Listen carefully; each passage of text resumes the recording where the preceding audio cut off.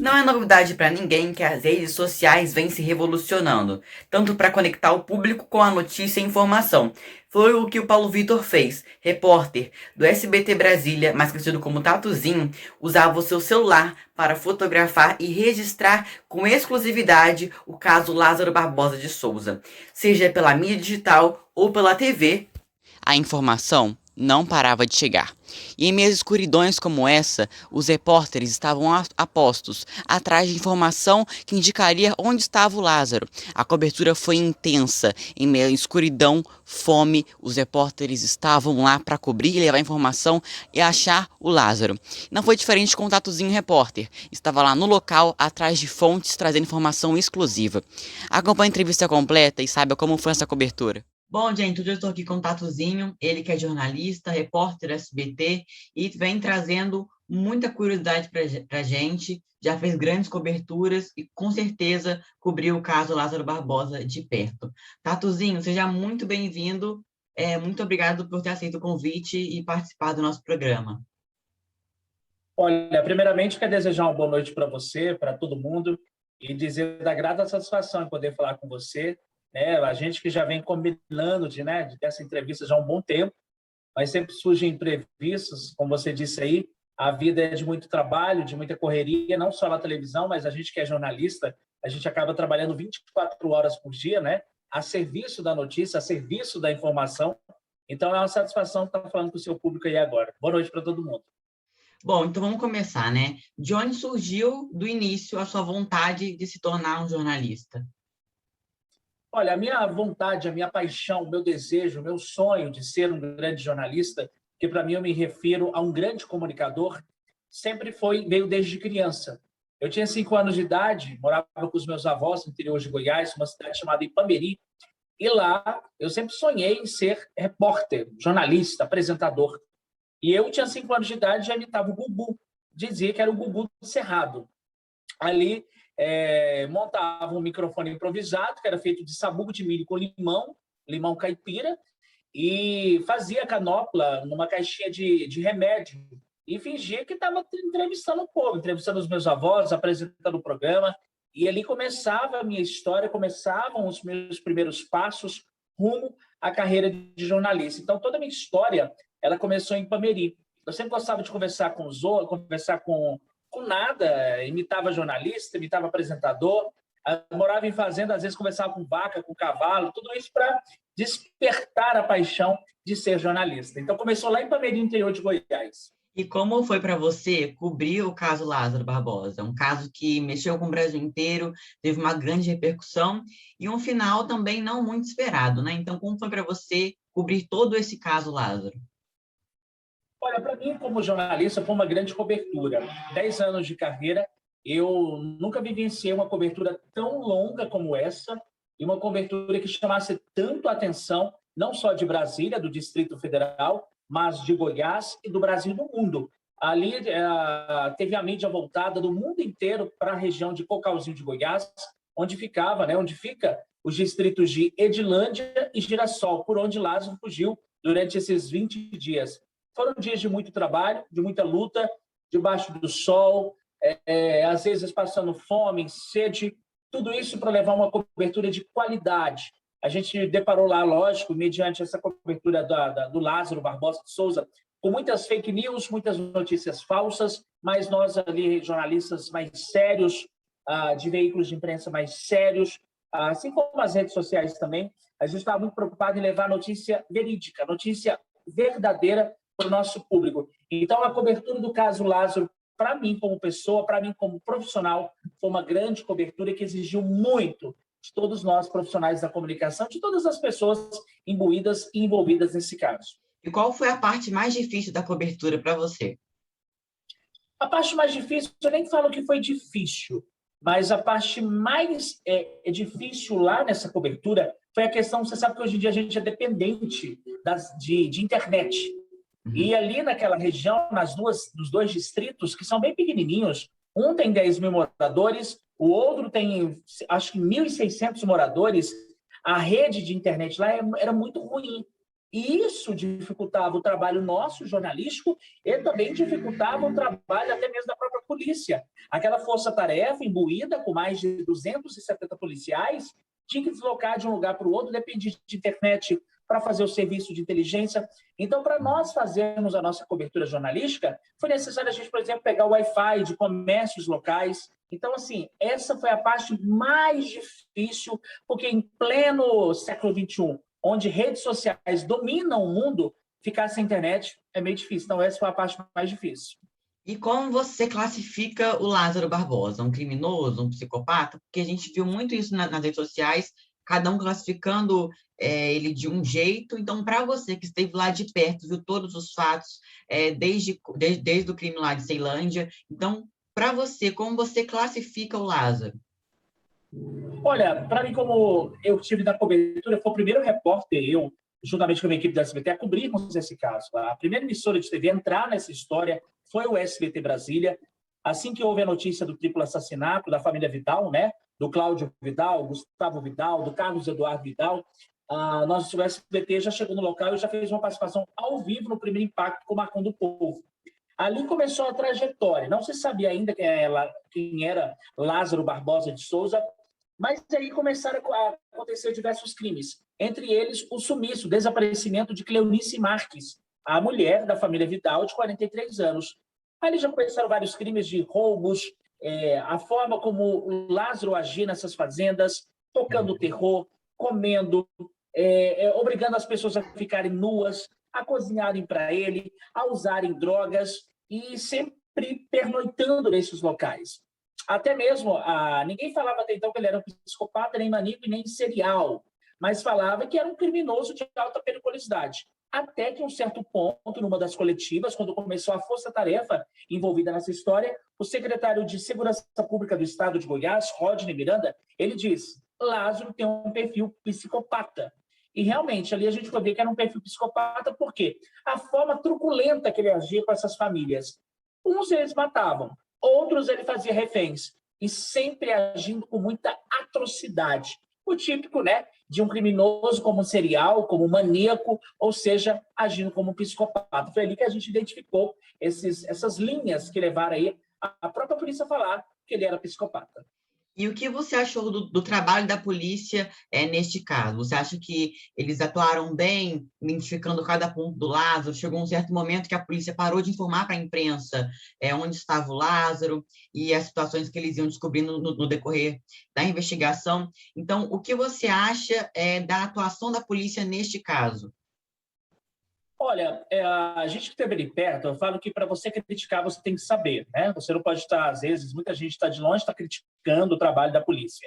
A gente estava o tempo todo ali, arduamente, acompanhando o trabalho da polícia, exercendo praticamente a mesma função, que era informar as pessoas, mas a polícia tinha um papel primordial, que era assim que recebia as informações, checava-se a veracidade dessas informações e já ia para campo. E toda hora chegavam notícias que falavam: Lázaro passou uma noite na Fazenda X, Lázaro tocou o terror na Fazenda X, Lázaro fez isso.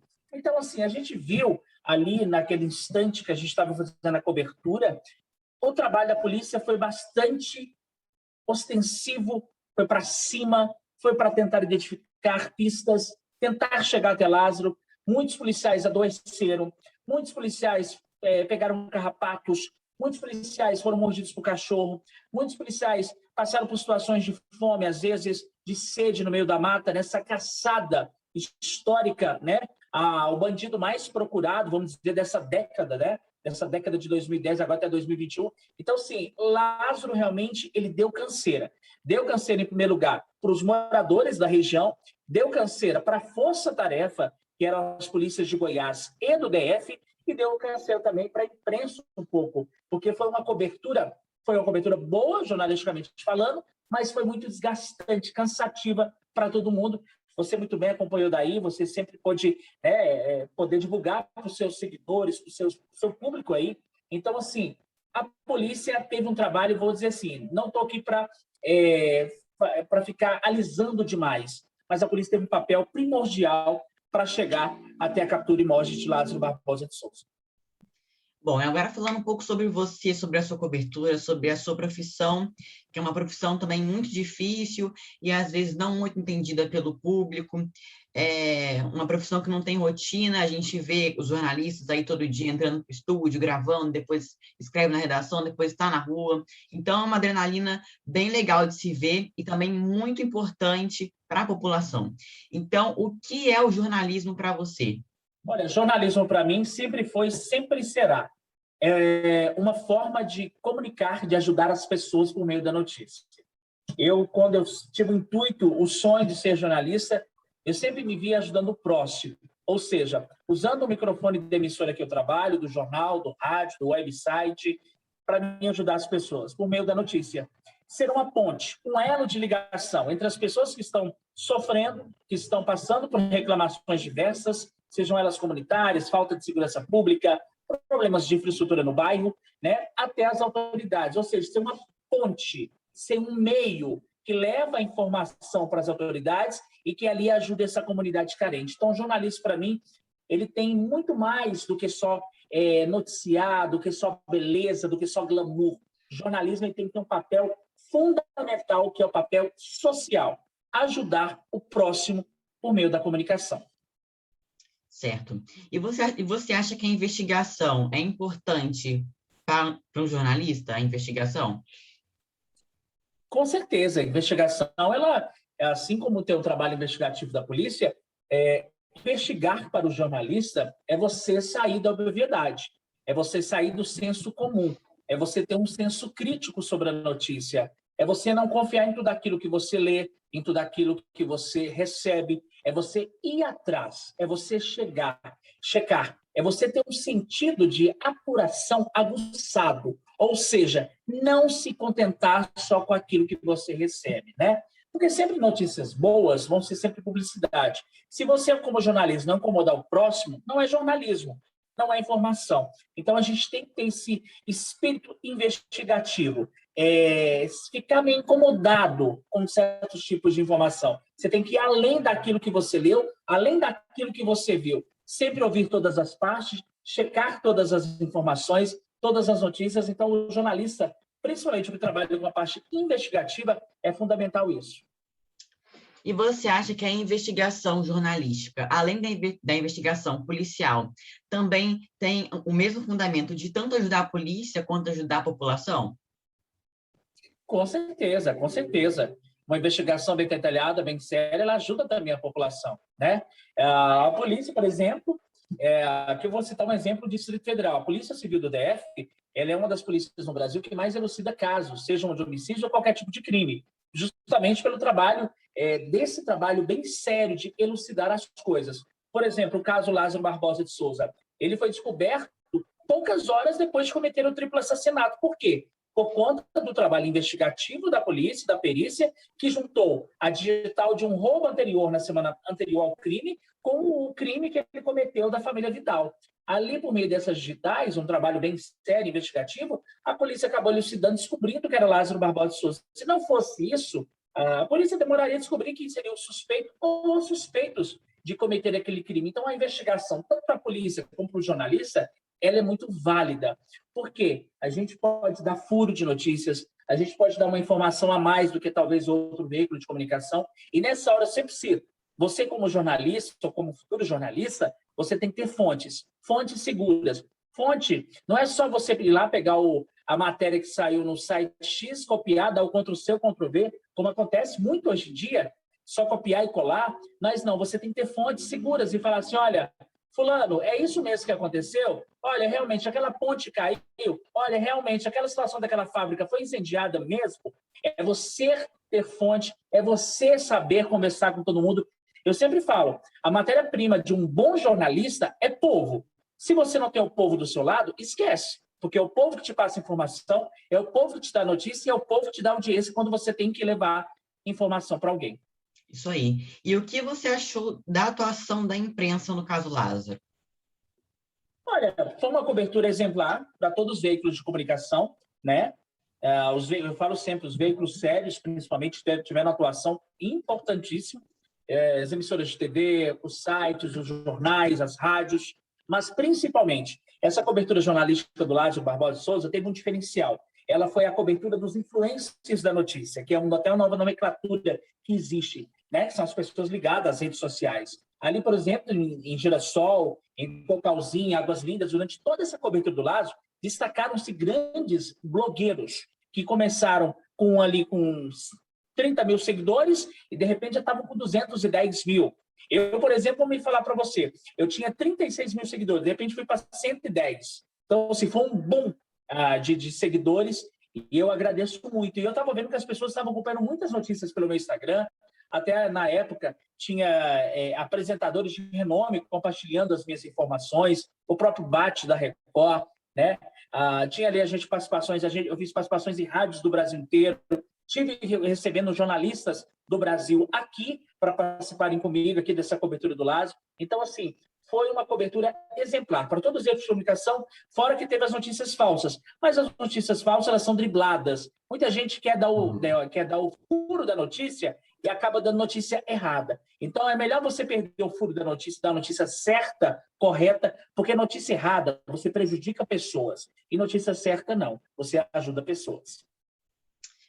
Arthurzinho, muito obrigado pela sua participação. Eu agradeço demais por você ter aceito o convite.